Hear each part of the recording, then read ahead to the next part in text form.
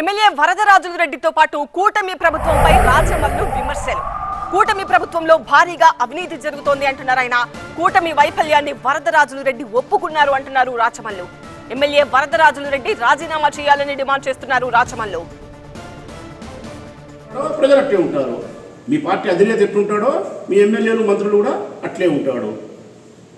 వాళ్ళు 100 కోట్లు దోపిడీ చేస్తారు, ఒకడు 1000 కోట్లు దోపిడీ చేస్తాడు, ఒకడు 10 కోట్లలో దోపిడీ చేస్తాడు, ఒకడు లక్షల్లో దోపిడీ చేస్తాడు. దేవాళ్ళు ఈ ప్రొద్దుటూరులో కూడా ఈ బియ్యానికి ఉద్యోగస్తులు కాదు అసలు కారకులు.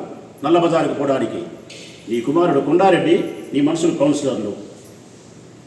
మద్యం ఈ రాష్ట్రంలో ఈ ఊరు మొదలుకుంటే చివరి వరకు మద్యం దుకాణాలన్నీ ఎవరి 170% తెలుగుదేశం పార్టీ, 30% మాత్రమే మధ్యస్థులై.